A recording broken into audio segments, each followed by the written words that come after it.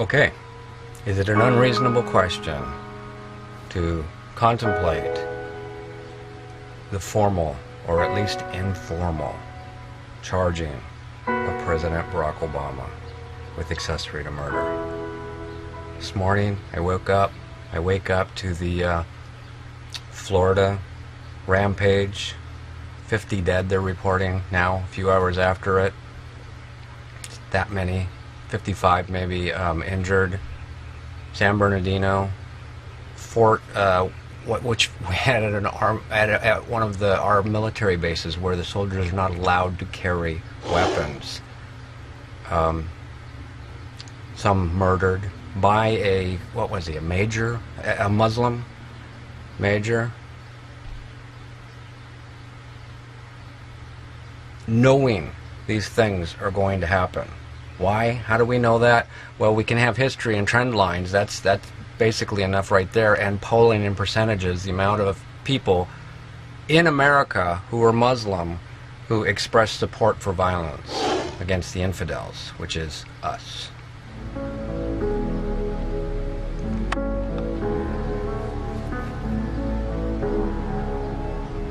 So we've got polling, we've got trend lines, we've got history, but the most important one from a legal standpoint is a declaration of war against America. Declaration of war. And then you've got the President of the United States knowingly, arrogantly, dismissively inviting people who have declared war against us to live in this country.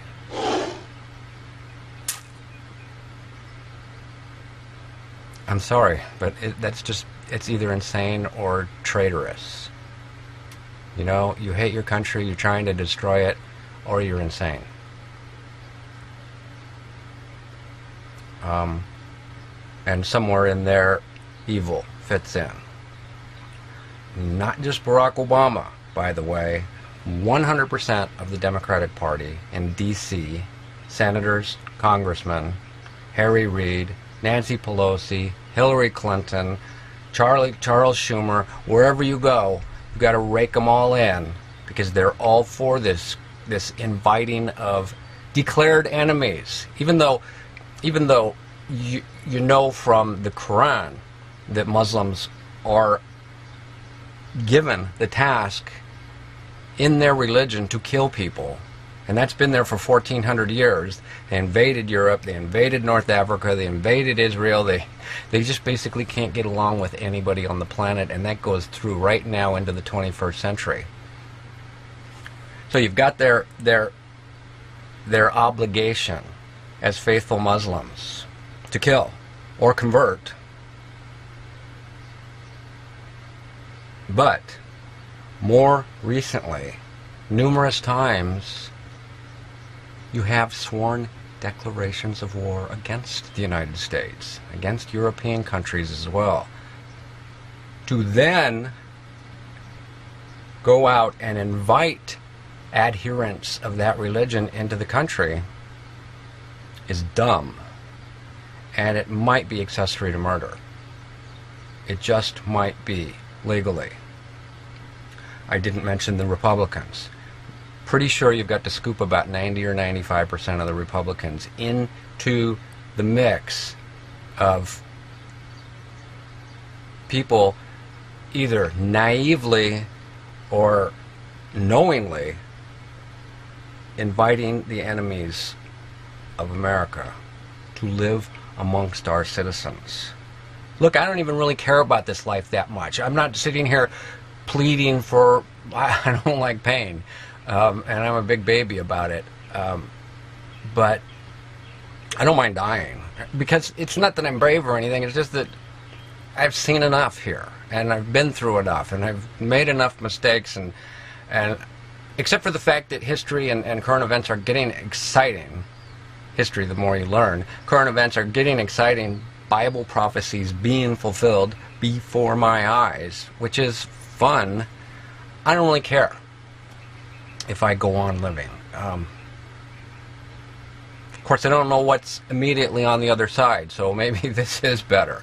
I'm a little tired of being here. On the other hand, it's gotten interesting enough where it helps me get through the days. But I'm not saying this as a means of protecting myself. I'm saying it for the people who want to protect themselves, of which I would say the vast majority of humans alive, Americans in particular. Most of them are on my side, by the way. At polling after the New Hampshire primary, whenever that was, January, February 2016, this year, that Donald Trump won, even though he had pledged to perhaps halt all Muslim immigration until the Congress can figure out, in his words, what the hell is going on. 67, 66, 67% polled, more than one poll, agreed with Donald Trump, even while the professional liars in the atheist elite media, ABC News, NBC, and CBS, NPR, PBS, USA Today, AP, New York Times, Washington Post, Chicago Tribune, San Francisco Chronicle, Comedy Central, professional liars in the atheist elite media, even after they had been destroying him for months, you still could muster up 2/3 support for limiting or halting Muslim immigration. And you've got a president, an arrogant, and yes, I'm not going to take the time to explain it, but a lot of people already know, so I can get away with saying it, a racist president. Typical white person. Barack Obama, who's also a neo-communist and a vicious liar. Despite 2/3 opposition to his policy of inviting massive amounts of Muslims into the country, he continues, with the approval of the elite media, with the approval of Democrats, with the approval of 90 to 95% of the Republicans.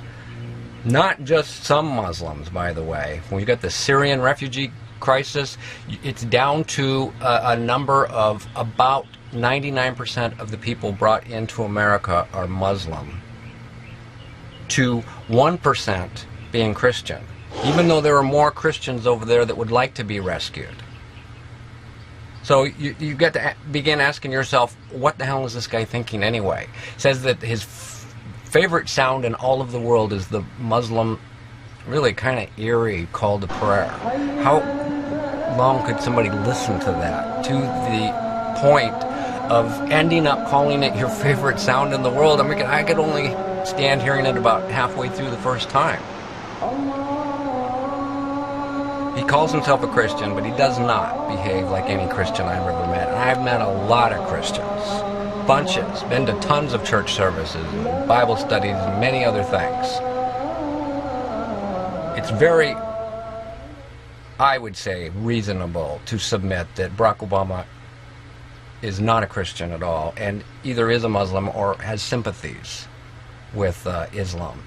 He hates his country. He grew up under Marxist professors. I grew up under Marxist professors in college. But I was allowed to escape from that mindset. Barack Obama never has. So they all believe in this, black victimology and Indians victims and everything America did, without comparing what other countries were doing during those centuries, and without talking about balancing it with the good that America did, and even without explaining that story properly, the slavery story.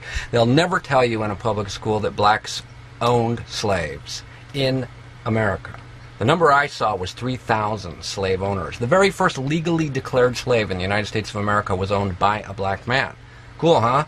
That Democrats were the party fighting to preserve slavery. After losing the Civil War, Democrats founded the Klan. You never hear any of this stuff. If you heard some of this stuff, you couldn't become a dumb, gullible, liberal airhead for Marxist professors who teach the hatred for America.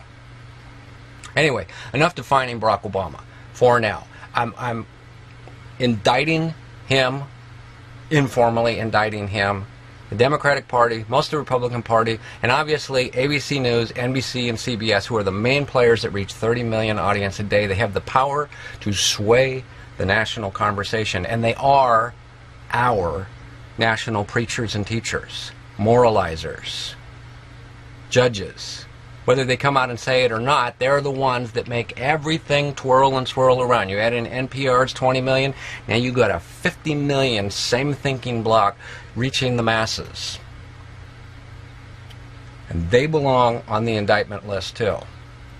Inviting sworn, declared enemies of America to live amongst us. And now one, his parents are from Afghanistan, and he's walked into a gay bar in Orlando, Florida, and shot more than 100 people. But not just that one. There's more coming, folks. There is. And it's being done on purpose. In 1965, Ted Kennedy got an Immigration Act. First of all, we're being flooded with immigrants. Legal immigrants. The ones that aren't talked about at all. Flooded with them. About 3,000 to 4,000 combined with illegal immigrants a day. Can you imagine that? How many IRS, or not IRS, but ICE workers that it would take just to process 3,000 to 4,000 to 5,000 legal, to, or even some illegal, smaller number illegal immigrants per day? You've got terrorists coming across the Mexican border because Barack Obama refuses to enforce that border with any vigor. Many people agree with me that this looks circumstantial and some of it very obvious, overt evidence that Barack Obama is deliberately laboring to weaken his country. Also the Democrats, also the media, and also the Republicans. You cannot do the things they've done with free trade, which you're always going to lose in free trade if you have a higher wage rate than the other country you sign free trade agreement with. You're always going to lose your factories. That's just really simple, observable science. With lying to children in public schools about the history of slavery, for example, the history of the Democratic Party, about global warming, about human sexuality, about evolution. Feeding lies to children. How could you be doing all of that stuff and more and not be trying to weaken your country? Along comes Donald Trump. He's far from a perfect man. We don't know any perfect men, by the way, alive today. But he has common sense and a fair amount of knowledge, global affairs, along with national policies. The first person to stand up against the professional liars in our media, first person with any power, against the traitors in both parties, and they're laboring day and night to destroy him, to turn weak, liberal victims,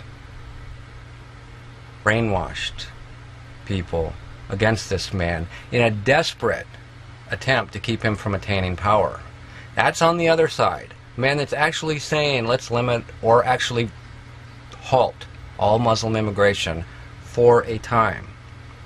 Barack Obama on the bad guy's side, the media too. You're bringing in, just common sense. Liberals want to create a paradise on earth, which is actually kind of what Satan is supposed to be doing. If you believe the Bible, which I do, and I believe it because it proves itself, I believe it for other reasons too, but it isn't all faith. The Bible proves itself scientifically, it proves itself through prophecy, proves itself historically in many ways. That trying to create a paradise on earth is what was done at the Tower of Babel. And that's what Democrats try to do. Welfare gets rid of all hunger, and end of judgmentalism gets rid of all sorrow, and bringing all the races and blending them into one gets rid of any differences, so all the people are equal, and that's how the liberal mindset sees paradise. That's what they want. And in order to get there, they had to destroy, first, the collective will of Americans to band together and fight a spiritual enemy that currently controls our country. and Europe. They had to do that through propaganda, through TV, through talking people into hating their own country, which was done in the schools and movies in many ways, so that they wouldn't fight back anymore. They didn't resist, and then the rest of it could come easier. And you turn the voters, the silly young voters, against Republicans, most of whom are liars anyway, but they're not as bad as the Democrats, at least actively not as bad. Turning the young voters into handing power over to evil people became much easier once you convinced people that the youth were smarter than adults, and that the really old adults that potentially have a lot of wisdom, we should just get rid of them, send them to other neighborhoods so they can spend their years having no purpose and watching TV.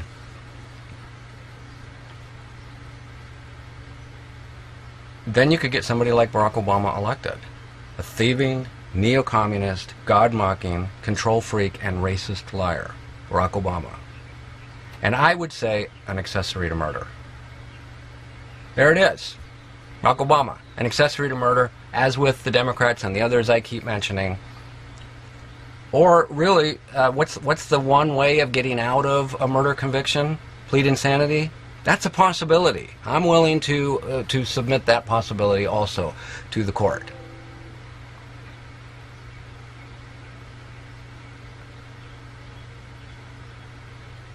So, I don't know. What do we do? Is it ridiculous to suggest that? I know some agree, but wonder how it will sound to middle-of-the-road types. After hearing the case made in a little bit of a way to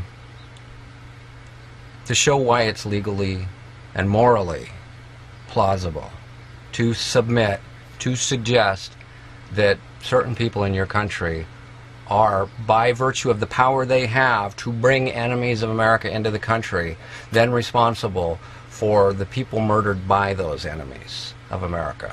And also sedition, which is a law that I believe the entire Democratic Party could also be found guilty of. Really, sedition, which is talking down your country in a time of war, hurting your own side's morale. Done by the media, of course, and now into our schools. Into our schools for a long time, by the way.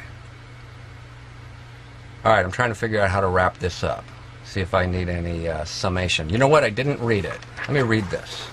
Okay, an accessory to a crime, person who participates knowingly and voluntarily in the commission of a crime. An accessory can be categorized as before or after the fact. They need not be actually... Why don't I use these? They need not be actually present at the scene of the crime in order to be held liable. Important there.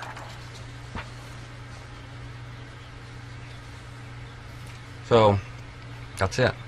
If I were federal prosecutor, a judge, whatever legal part of the system that fits into it, maybe Speaker of the House, I believe that I would be initiating an indictment for sedition and accessory to murder of Barack Obama. In the case of Paul Ryan, the liberal weenie, coward Speaker of the House of the Republican Party we have now, well, he bitches about Donald Trump suggesting that you should limit Muslim immigration. So he's never going to bring those charges, is he? Therefore, it's left to me, because Donald Trump can't really say that either. It's left to me, and maybe some other people will get on it and suggest it. Some probably already have on the radio, perhaps, that I missed. But Paul Ryan isn't going to do it. And neither is Mitch McConnell, the Senate Majority Leader, also a Republican. We hold two houses of Congress, and these weenies, frauds in the Republican Party will not fight the president as he shreds the Constitution, lies to the American people, stokes a race war based on misleading people about history, and with the help of the media, misleading people about current events. For example, in the Trayvon Martin incident and the Michael Brown incidents, wildly inaccurate distorted reporting in those cases. We can't get the Republicans to do shit against an evil man as president. The people are standing up and they want to do something. And I don't think it's just enough to take Barack Obama out of office and other Democrats. Keep Clinton from getting there. I think the man needs to be at least informally indicted for murder and sedition. That's all.